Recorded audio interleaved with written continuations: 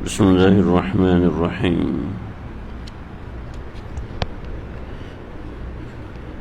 بنصر اللہ ینصر من یشاء وهو العزیز الرحیم وعد اللہ لا يخلف اللہ وعدہ ولكن اکثر الناس لا يعلمون۔ سورہ روم کی آیت نمبر 5 اور 6 ہیں۔ کل میں نے ذکر کیا تھا کہ اللہ رب العزت نے مومنوں سے وعدہ کیا کہ روم جو ہے وہ فتح حاصل کر لے گا کسریٰ پر۔ کسریٰ کی حکومت بڑی مضبوط تھی اور وہ بادشاہ بھی ایسا تھا جو کہ اپنے اصولوں پہ ڈٹنے والا تھا، لیکن اتنا جلدی اللہ نے اس کا اقتدار ختم کیا۔ یعنی بنصر اللہ، اللہ کی مدد کیسے آئی؟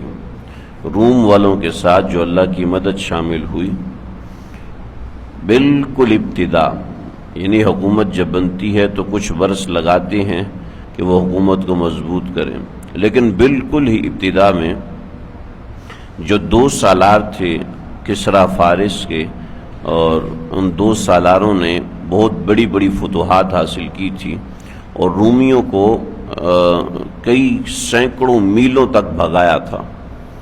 اور یعنی جو کسریٰ فارس کے سپاہ کے سب سے اولین لوگ تھے، شہر یزاد اور اس کا ایک بھائی تھا فرخان، یہ 2 ایسے سالار تھے جو کہ کسریٰ کی فوج کے اندر سب سے اونچے درجے کے آدمی تھے۔ تو ظاہری بات ہے جب اونچے درجے کے آدمی ہیں تو معاملات بھی ایسے تھے۔ تو فرخان ایک مرتبہ شہر یزاد گورنر تھا اور فرخان اس کا بھائی اس کے ساتھ ہی ہوتا تھا۔ تو ایک مرتبہ فرخان نے کوئی شراب پی رہا تھا اپنے بھائی کے تخت پہ بیٹھ کے، تو اس کے ہمجولی کوئی ساتھی دوست تھے، کہتا مجھے ایسے لگ رہا ہے جیسے میں کسریٰ کے تخت پر بیٹھا ہوں، وہ دیکھنا میں بیٹھوں گا کبھی کسریٰ کے تخت پر بھی۔ اس کا مقصد یہ اپنے ساتھیوں میں شو بازی کچھ ایسا تھا۔ تو کسریٰ کی انٹیلیجنس بہت تیز تھی، تو اس نے شہر یزاد کو خط لکھا کہ فرخان کا سر مجھے بھیجو، یعنی اس کو قتل کرو، اس کا سر مجھے بھیجو۔ تو شہر یزاد بڑا سمجھدار آدمی، زیرک انسان تھا، اور فرخان اس کا بھائی تھا، لیکن اس زمانے میں اقتدار کے لیے بھائیوں کی آپس میں جنگیں ہونا یہ ایک عام سی بات تھی۔ ہارون رشید کے 2 بھائی، 2 بیٹے امین اور مامون، دونوں کی 19 سال جنگ ہوئی ہے اقتدار کے لیے، حالانکہ دونوں اکٹھے ہم نوالا ہم پیالہ تھے، ایک درسگاہ میں پڑھتے تھے، ایک استاد سے پڑھتے تھے۔ تو اقتدار کے لیے جنگ ہونا یہ ماضی میں ایک عام سی بات ہے، بھائی بھائی سے جھگڑ پڑتا ہے، اور یہ جھگڑنا بڑا عام ہوتا ہے۔ یعنی ایک بھائی جیسے اقتدار میں آتا تھا وہ اپنے باقی بھائیوں کو قتل کر دیتا تھا، کہ اس کو کوئی پرواہ نہیں ہوتی۔ خاندان کے جتنے بھی 2 جو اس کے نسب میں اولین شریک ہوتے تھے سب کو قتل کر دیتے تھے، کسی کو نہیں چھوڑتے تھے۔ یعنی یہ ظلم کی تاریخ ہمارے اوپر ایک داغ کے طور پہ موجود ہے۔ تو یہ اس زمانے میں ایک عام سی بات تھی، اس میں کوئی ایسی بات نہیں جس کو ہم حیرت سے بیان کریں، لیکن آج کل چونکہ یہ سننے اور سوچنے کا رواج ہی نہیں ہے، تو اس وجہ سے یہ تھوڑی سی وضاحت کی۔ تو شہر یزاد لیکن سمجھدار آدمی تھا، کہنے لگا بات یہ ہے کہ اگر میں فرخان کو قتل کر دیتا ہوں تو آدھی فوج تو فرخان کے ساتھ ہے، تو محض اس کے قتل ہو جانے سے یہ سارے میرے خلاف ہو جائیں گے۔ تو اس نے کسریٰ کو جواب لکھا، کہا فرخان ایک بڑا ہی شاہ سوار اور بہت ہی بہادر آدمی ہے، اور اس کی بہادری کو کوئی دوسری مثال نہیں ہے، اگر ہم اس کو قتل کر دیں گے تو یہ نقصان ہوگا، اور قتل کی کوئی وجہ بھی نہیں ہے، بادشاہ سے وجہ پوچھی بھی نہیں جا سکتی۔ تو کسریٰ نے پھر جواب میں لکھا کہ اس جیسے شاہ سوار اور اس جیسے مشہور اور اس جیسے بڑے لوگ اور بھی بھرے ہوئے ہیں ایران کے اندر، تو اس میں کوئی ایسی بات نہیں، لہذا تم جلدی سے ایسا کرو کہ اس کو قتل کرو۔ دوسری مرتبہ پھر شہر یزاد نے منع کیا، پھر تیسری مرتبہ پھر کسریٰ کا خط آیا کہ میں کچھ نہیں جانتا، تم فرخان کا سر مجھے بھیجو ورنہ میں تمہیں چھوڑوں گا نہیں۔ لیکن تیسری مرتبہ بھی شہر یزاد نے وہی جواب دیا جو اس نے پہلے جواب دیا تھا۔ اب بادشاہ نے اسٹریٹجی تبدیل کی اور اس نے 2 خط لکھے۔ ایک خط فرخان کو لکھا کہ یہ کون آ گیا، کسرا کو منا، میں بادشاہ ہوں۔ آپ ذرا اس سے سمجھیں کہ جب حبشیوں نے حبشہ کو واپس لیا تھا شامیوں سے، تو اس وقت تقریباً 3 مہینے کا جشن منایا گیا تھا۔ تو فتح کا جشن ہی 3 مہینے کا، اور اس جشن میں جتنے شریک ہوتے تھے ان کو کاغذوں میں اشرفیاں لپیٹ کے دیتے تھے، جیسے آج کل بعض شادیوں میں پیسے نوٹ اچھالتے ہیں نا، حالانکہ یہ جائز نہیں ہے۔ اس زمانے میں پیسے کاغذوں میں، یعنی دینار و درہم ہوا کرتے تھے سونے چاندی کو، اور وہ اچھالتے تھے، اور وہ جن کاغذوں میں اچھالتے تھے وہ کاغذ زمینوں کے کاغذات ہوا کرتے تھے، یعنی فلاں جاگیر، فلاں زمین اس کی، اس کے ساتھ یہ ہیرو جواہرات بھی اس بندے کے۔ تو ایسا زمانہ تھا، تو 3 مہینے اس طریقے سے معاملہ ہوتا تھا۔ کسرا تو بڑا بادشاہ تھا، اور یہ اپنے اسی نشے میں کہ لوگ مبارکباد، جیسے آج کل کوئی وزیر اعظم یا وزیر ملک کا بڑا بنتا ہے تو اس کو مبارکباد کے فون جاتے ہیں۔ آج کل تو فون پہ ٹرکھایا جاتا ہے، پہلے زمانے میں 3 4 مہینے کے جشن ہوا کرتے تھے، اور وہ بادشاہی بھی ان کی کوئی 4 5 سال کے لیے نہیں ہوتی تھی، ایک زمانہ چلا کر 30 40 سال چلا کرتی تھی۔ تو یہ معاملات تھے۔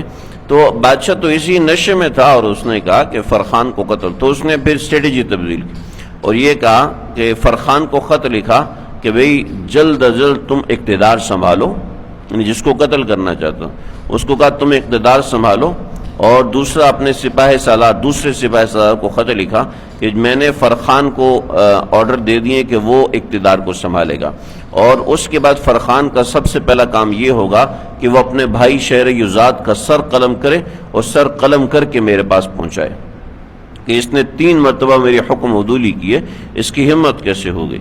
چنانچہ جب اس کو خط ملا، فرخان کو خط ملا، تو اس نے فرخان کا خط جو ہے وہ شہر یزاد کو دکھا۔ شہر یزاد نے دیکھا تو تھا سمجھدار، اس نے کہا جب بادشاہ کا خط آ گیا پنگا لینے کا مطلب نہیں۔ اس نے اپنا تخت چھوڑا، کہا ٹھیک ہے مجھے قبول ہے۔ تخت چھوڑنے کے بعد فرخان وہ عہدے میں آیا، جب عہدے میں آیا تو اس کو پہلا پرچہ دیا گیا کہ شہر یزاد اپنے بھائی کا سر قلم کرو۔ تو شہر یزاد کو بلایا، اور بلانے کے بعد کہا قریب آؤ، اور قریب، اور قریب، کا سر آگے کرو۔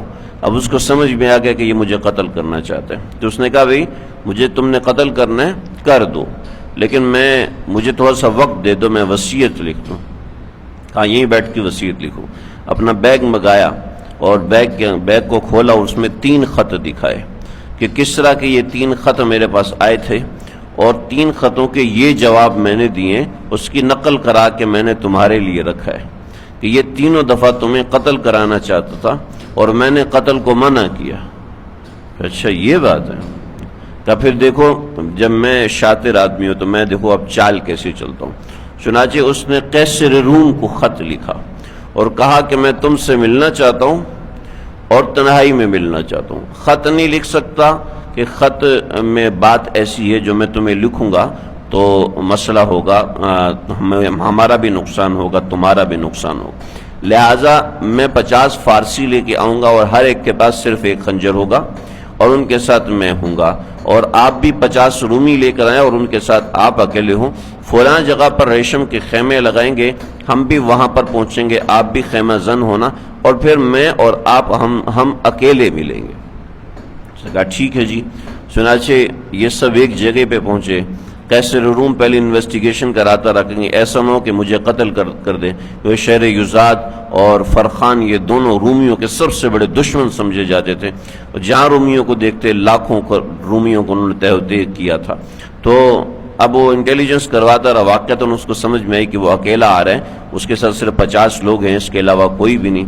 وہاں پہنچے تو قیصر روم ملنے آیا، درمیان میں دونوں کے ترجمان تھے، اور دونوں کے ترجمانوں نے ایک دوسرے سے بات کی کہ دیکھو بھئی کسرا فارس اپنے فتح کے نشے میں مست ہے، لیکن اس نے ہمارے ساتھ غداری کی ہے اور وہ ہمیں قتل کرانا چاہتا ہے، محض اتنی سی بات کے اوپر کہ کسی نے نشے میں کچھ کہا، لہٰذا ہم ایسے شخص کا ساتھ نہیں دینا چاہتے، لہٰذا فارس کی فوج کو ہم اندر سے کاٹیں گے اور فارس کی فوج کو تم باہر سے کاٹنا، اور ہم دونوں مل کے شہر اقتدار کو ختم کریں گے اور ایک نیا اقتدار بنائیں گے جو تمہارا اور ہمارا اکٹھا ہوگا۔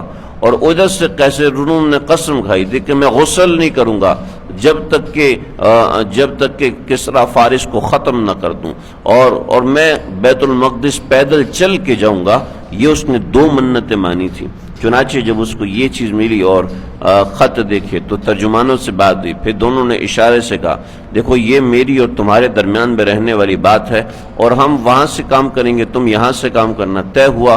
دونوں نے اشارہ کیا اور اپنے دونوں جو ترجمان تھے ان دونوں کو قتل کر دیا، دونوں کے، تاکہ بات کسی ترجمان کے واسطے سے باہر جا نہ سکے۔